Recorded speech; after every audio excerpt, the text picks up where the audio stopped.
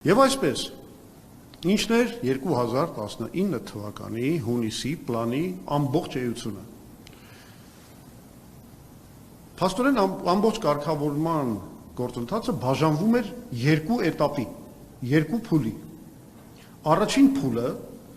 լինելու էր փոխհամաձայնված արդեն եւ իրականացվելիք քայլերի իրականացման փուլ։ Այդ քայլերը ինչ էին նախատեսում։ Ուրեմն 5 շրջանների վերադարձ Ադրբեջանին, խոսքը Զանգելան, Ղուբատլի, Ֆիզուլի, Ջաբրայիլ եւ Աղդամ շրջանների վերադարձ Ադրբեջանին, բայց միայն այն բանից հետո, երբ Արցախի, Քելբաջարի, Լաչինի, Պարագծով եւ այդ 5 շրջաններում տեղակայվում են միջազգային խաղաղարար ուժեր։ Շատ կարևոր հանգամանք է։ Այսինքն անգամ դա 20 թվականին նման չէր լինելու, ոնց որ ռուսական խաղաղարար ուժերը մտան Լեռնային Ղարաբաղ, ոչ, նրանք մտնելու են այդ հանձնվող 5 շրջան։ Եվ շրջապատում են ամբողջ Պարագծով Արցախը։ Այս 5 շրջանները պետք է մտնեին բացառապես Ադրբեջանի քաղաքացիական իշխանությունները, այսինքն չէր էլ մտնելու ոչ բանակը ադրբեջանական այդ 5 շրջանը, պատկերացրեք, ոչ էլ Ադրբեջանի որևէ ուժային կառույց։ Միջազգային այդ խաղաղարար ուժերի կազմը կորոշվեր Հայաստանի եւ Ադրբեջանի փոխադարձ կոնսենսուսով։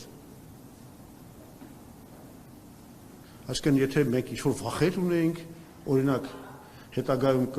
դրա մասին խոսենք, որ մեր ինքնիշխանությունը կարող ուժեր, չգիտեմ, այտենց միշտ ակնարկում են, որ ռուսական ազդեցությունը կավելանար, չգիտեմ ինչ, եւ այլն, Հայաստանի Հանրապետությունը ուներ հնարավորություն դուրս հանելու այդ միջազգային խաղաղարար ուժերի կազմից, օրինակի համար ռուսական ուժերի, եթե այնման մտավախություն կար։ Շրջապակումը լիարժեք վերանում էր,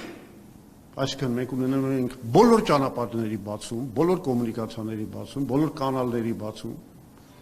Մենք անմիջապես հայտնվում էինք նորմալ տնտեսական ապաշրջապակված իրավիճակի մեջ։ Եվ մի կարևոր բան, որը Փաշինյանը եւ Ռուբինյանը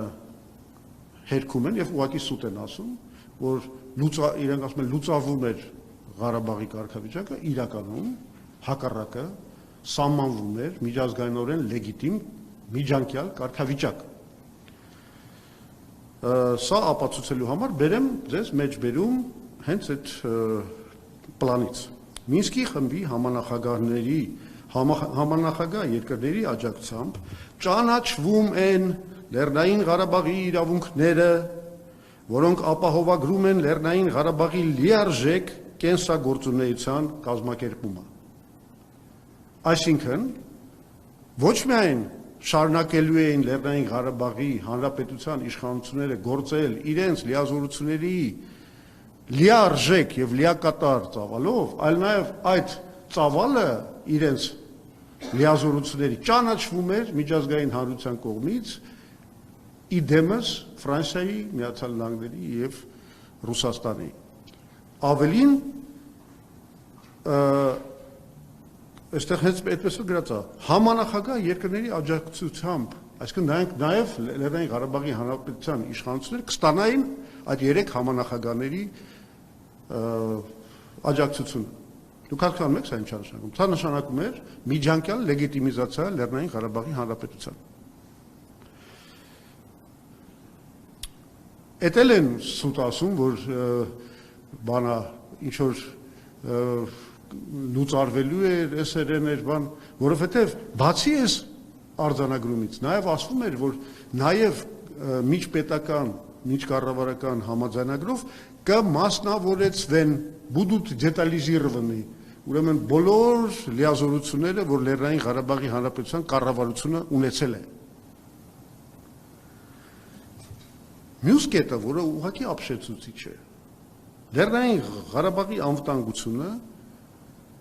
ապահովելու էր մի քանի երաշխիքներով։ Մեկը Լեռնային Ղարաբաղի դեմ Ադրբեջանի կողմից ուժիչ կիրառման պարտավորությամբ, սա շատ կարևոր հանգամանք է, որովհետև Ադրբեջանը թղթի վրա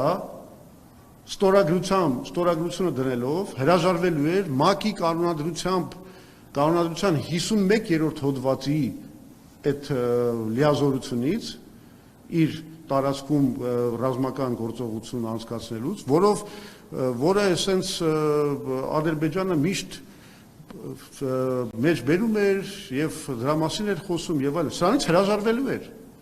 Ադրբեջանը ընդունել էր, որ ինքը իրավունք չունի Լեռնային Ղարաբաղի դեմ ռազմական որևէ գործողություն կատարել։ Բայց սա քիչ է, ավելի ապշեցուցիչ բաներ կան։ Ուրեմն Լեռնային Ղարաբաղի անվտանգության երաշխավորը էին ճանաչվում եւ դառնում Հայաստանը։ Դենսել գնաց է, հաշվի առնելով Հայաստանի հատուկ կապերը Լեռնային Ղարաբաղի հետ։ Այսինքն Հայաստանը ստանում էր միջազգայինորեն ճանաչված լիարժեք իրավունք միջամտելու հակամարտության մեջ, եթե հանկարծակի Ադրբեջանը խախտեր իր պարտավորությունները։ Բայց սա էլ քիչ է։ Խաղաղ ուժերը մենք արդեն հասկացանք միջազգային, բայց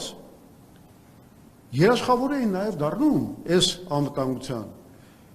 համանախագահ երկրները, այսինքն Ամերիկան, Ֆրանսիան եւ Ռուսաստանը, ինչպես նաև ՄԱԿ-ի անվտանգության խորհուրդը դառնում էին Լեռնային Ղարաբաղի, ոչ թե համաձայնենք, այլ Լեռնային Ղարաբաղի անվտանգության երաշխավոր։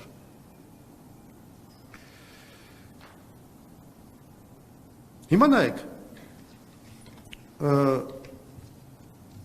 սա այն էր, ինչ որ պետք է իրագործվեր առաջի փուլում, այսինքն անմիջապես, այս ամեն ինչը պետք է իրագործվեր, որից հետո խոսքը գնում է երկրորդ փուլի մասին, բայց ես հիմա բացատրեմ այդ երկրորդ փուլի մեթոդոլոգիան ինչ է նշանակում։ Երկրորդ փուլը ընդգրկում է այն հարցերը, որոնց լուծումը դեռ պիտի բանակցվեր, այսինքն դրանք ոչ թե իրականացվելիք հարցեր էին, այլ ընդհանրապես նշмарում էին այն հարցերը, որոնց շուրջ պետք է գալ համաձայնության։ Այսինքն մենք խաղաղությունը արդեն հաստատել ենք, լիարժեք, բանակցում ենք այլ չլուծված հարցերի մասին։ Եվ որոնք են այդ հարցերը։ Քելբաջարի եւ Լաչինի վերադարձ Հայաստանը Լեռնային Ղարաբաղին միացնող միջանցքի պահպանումով, սա չլուծված հարց է։ Ինքը որպես նպատակ արտացոլվում է, բայց չլուծված հարց է։ Եվ Լեռնային Ղարաբաղի վերջնական կարգավիճակի սահմանումը ՄԱԿ-ի կամ ԵԱԿ-ի հովանու ներքո Լեռնային Ղարաբաղի բնակչության ազատ կամարտահայտման հիման վրա։ Այսինքն այս երկու նպատակը հռչակվում է, բայց դրանց իրականացման եւ քայլերի շուրջ դեռ պետք է շարունակվեին բանակցություններ։ Սա ինչ է նշանակում, օրինակ ով որ դիվանագիտության մեջ այդքան էլ թրծված չի, ես դες ասեմ, երբ որ չլուծված հարցերը առանձնացվում են մի փաթեթի մեջ, դա նշանակում է, որ այդ հարցերի լուծումը դառնում է փոխկապակցված։ Դրա մասին 2021 թվի հունվարի 14-ի իր հոդվածի մեջ գրել է Յուրի Պապովը, որը այն ժամանակ համանախագահն էր Ռուսաստանի կողմից։ Ինքը գրել է, որ вопрос передачи Кельбаджара и Лачина будет решен в увязке с определением конечного статуса Нагорного Карабаха. Այսինքն Քելբաջարի եւ Լաչինի ոչ միջազգային մասի վերադարձի հարցը պետք է լուծվի կապված Լեռնային Ղարաբաղի վերջնական կարգավիճակի հաստատման հետ։ Հիմա ես բացատրեմ այս մեթոդոլոգիան ինչ է նշանակում։ Սա նշանակում է հետևյալը, քանի որ գրված է, որ Լեռնային Ղարաբաղի վերջնական ստատուսի լուծումը պետք է կատարվի հենվելով մանի այդ Լեռնային Ղարաբաղի բնակչության կամարտահայտման հիման վրա անցկացված հանրաքվեի վրա, որտեղ պետք է դրվեն հարցեր, որոնք ոչ մի սահմանափակում չունեն եւ բոլոր կողմերը դրանց արդյունքի հետ պետք է համաձայնեն։ Սա նշանակում էր, որ այդտեղ շարունակում էր մնալ հայկական եւ ադրբեջանական շահերի բախում, հասկանում եք։ Օրինակի համար ադրբեջանցիները պետք է պնդեին, որ գիտեք ինչ եկեք վերադարձնենք Լեռնային Ղարաբաղի բնակչության բանը, Լեռնային ադրբեջանական մասը, ընդ որում իրանք արդեն մեծ աճել են, այն ժամանակ այսքան էին, ընդամենը 45,000 են, հիմա 150,000 են դառել, պետք է ուրեմն այդ բոլորին ընդեղ մտցնել։ Հայերը պետք է պնդեին, որ չէ, այդպես բան չկա, պետք է պահպանենք համամասնությունները եւ այլն։ Այս հարցերի շուրջ երբեք, ես պատասխանատու ձերով ասում եմ, երբեք ձեռք չէր բերվելու որևէ համաձայնություն։ Եվ բոլորը գիտակցաբար գնում էին այս պլանի իրականացմանը, որովհետև այս հարցերի շուրջ, քանի որ չէր ձեռք բերվելու համաձայնություն, ամբողջ իրականացումը խաղաղության պլանի կավարտվեր առաջին փուլի իրականացմամբ։ Ինչը նշանակում է, որ Հայաստանը եւ Արցախը լեգիտիմորեն կպահպանեին իրանց վերահսկողությունը ամբողջ Լեռնային Ղարաբաղի, Արցախի վրա, գումարած դրան Քելբաջարն ու Լաչինը, ընդ որում երաշխավորված խաղաղության պայմաններում։ Սա էր ամբողջ այս պլանի էությունը։ Իսկ եթե հանգարցակի Ադրբեջանի համար շատ կարևոր դառնար Քելբաջարի եւ Լաչինի ոչ միջանցքային մասի վերադարձը, Ադրբեջանը պետք է գնար արմատական զիջումների Լեռնային Ղարաբաղի կարգավիճակի, վերջնական կարգավիճակի հաստատման հարցում։ Այսինքն, ստեղծում էինք խաղաղություն, իսկ օդում կախում էինք ապագա սերունդների համար մի հնարավորություն, որ ի վերջո կարող է Քելբաջարը հետ գնա Ադրբեջանին, բայց Լեռնային Ղարաբաղի անկախության ճանաչման գնով Ադրբեջանի համար։ Այսինքն, ես չգիտեմ, սրանից լավ պլան մեկ էլ բանն էր, 97 թվականի փուլային պլանն էր, դրա մասին խոսանք, եթե հարցեր հնչեն, բայց սա իրականում, ես չգիտեմ, այստեղ թերությունը որն է, այս պլանի մեջ։ Այսինքն, ոնց կարելի էր ստանալ սենց այսպեսի պլան, ընդ որում երկու անգամ, մի անգամ ապրիլին 19 թվականի, մյուս անգամ արդեն հունիսին եւ ուղղակի չընդգրկվել այս բանակցությունների մեջ ամբողջ սրտով, եռանդով, ջերմեռանդությամբ, որպեսզի մենք ստանանք այս երանելի խաղաղությունը։ Եվ սա այս հարցադրումը մեզ շատ տենց բան ձևով բերում է դեպի երկրորդ հարցը, թե ինչ է եղել այս պլանին Նիկոլ Փաշինյանի շատ սահուն ձևով մենք գալիս ենք այս հարցին։ Ինչ է եղել Նիկոլ Փաշինյանի պատասխանը այս պլանին։ Ուրեմն նախ եւ առաջ արձանագրենք, որ Նիկոլ Փաշինյանը իր պատասխանը չի հրապարակել։ Չի հրապարակել։ Ինչպես նաեւ ի դեպ չի հրապարակել Լևոն Տեր-Պետրոսյանի պատասխանները, չի հրապարակել Ռոբերտ Քոչարյանի պատասխանները Մինսկի խմբի համանախագահության առաջարկներին, չի նաև հրապարակել Սերժ Սարգսյանի պատասխանները բացառությամբ իր դիմումին Պուտինին։ Գիտեք, երկու հատ նամակ է հրապարակել եւ բնականաբար չի հրապարակել Նիկոլ Փաշինյանի պատասխանը։ Մենք հարցա չէ առաջանում։ Քեզ եկել է 2019 թվին սենց փաստաթուղթ։ Խաղաղություն, Ղարաբաղի դե ֆակտո անկախություն եւ դու պիտի վազեիր ես բանակցելու։ Դու ինչ ես պատասխանում։ Դու 3 տարբերակ, ես արդեն ասացի, 3 տարբերակ ունեիր։ Կամ պիտի անմիջապես սրանից բռնվեիր, գնայիր խաղաղության հասնելու նպատակին։ Իսկ ես հիմա ապացույցներ կբերեմ, որ Ալիևը համաձայն էր։ Ես այդ ապացույցներն կբերեմ։ Երկրորդ տարբերակը գոնե շարունակեիր բանակցել, ասեր լավ, այս պլանը ունի խնդիրներ, ես առաջարկում եմ այսպիսի փոփոխություններ, եւ երրորդ տարբերակը դա պատերազմի տարբերակն է, երբ որ դու ոչ մի բան չես պատասխանում։ Դու թքում ես միջազգային հանրության ճակատին։ Ֆրանսիայի, Ամերիկայի, Ռուսաստանի ճակատին ես թքում։ Ամբողջ միջազգային հանրության առաջ։ Դու չես պատասխանում այս պլանին։ Հիմա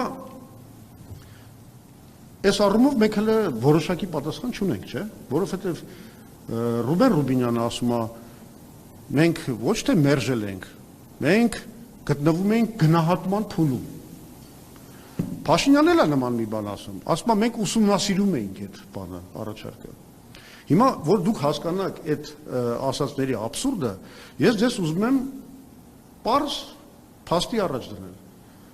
Հայաստանը ստանում է այդ առաջարկները 2019 թվականի ապրիլին եւ հունիսին եւ մինչեւ ընդհուպ 2020 թվականի սեպտեմբերի 27-ը, երբ Ադրբեջանը հարձակվեց Հայաստանի վրա եւ Ղարաբաղի վրա, գտնվում է գնահատման փուլի մեջ։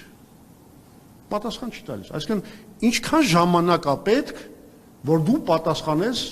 այս առաջարկներին։ Ես այս հարցը իզուր չեմ տվել, մի հատ պատմական օրինակ եմ ուզում բերեմ։ Գիտեք, որ ասենք 1904 թվականի ռուս-ճապոնական պատերազմը սկսել է այն պատճառով, որ Նիկոլայ II-ը ժամանակ չի գտել Ճապոնիայի նոտաները եւ նամակները կարդալու համար։ 3 ամիս մարդիկ ուղարկել են ինչ որ բաներ են, վեճեր են եղել, չի պատասխանել։ Մինչդեռ եթե պատասխաներ ու ինչ որ ընդառաջ ինչ որ քայլեր աներ, այդ պատերազմը չէր լինի։ Մի պատերազմ, որը այնքան խայտառակ պատերազմ դարավ Ռուսաստանի համար, որ սկսվեց առաջին ռուսական հեղափոխությունը, դրանից հետո կորուստներ, կորցրեցին Սախալինի կեսը եւ այլն եւ այլն։ Բայց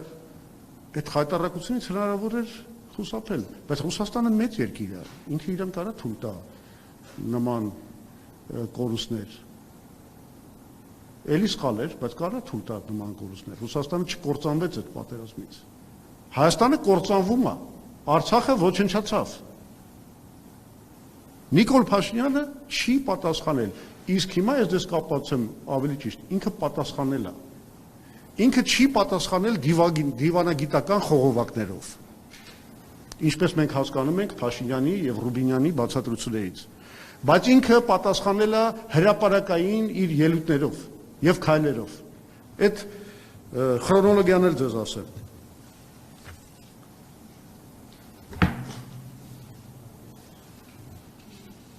Շատ ապստամբ միկրոֆոն դուս եկավ։ Ուրեմն